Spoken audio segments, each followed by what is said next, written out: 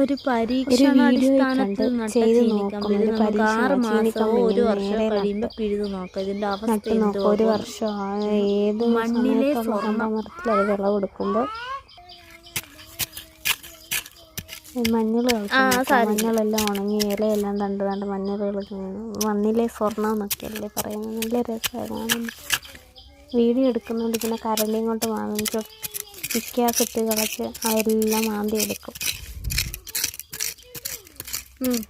നല്ല രസം. എനിക്ക് ഭയങ്കര ഇഷ്ടം ഇങ്ങനത്തെ പണിയൊക്കെ ചെയ്യുന്നത്. ജൂബേഷ് കുറുപ്പിന്റെ GAIO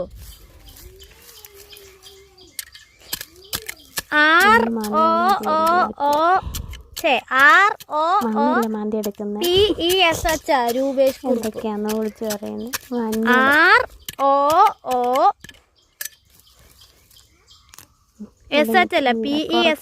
ഇരിക്കുന്നില്ല. അതൊക്കെ പഴകിയ PESH അതെല്ലാം വിളിച്ച് കൊണ്ടുവന്ന് കഴുകുകയല്ല.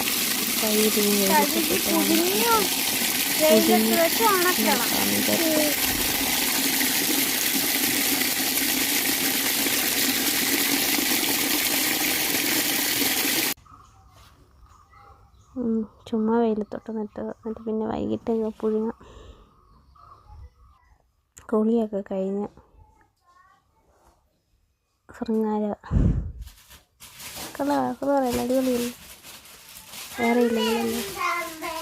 അപ്പോഴാണ് താഴോട്ട് പോയപ്പോഴാണ് എൻ്റെ പൊന്നോ ഒരു സംഭവം കണ്ടത്. ആകിരി കൊടുഞ്ഞ് മരം പോലത്തെ മുളക് എന്തോ വണ്ണോ നീളമെന്നറിയാവോ.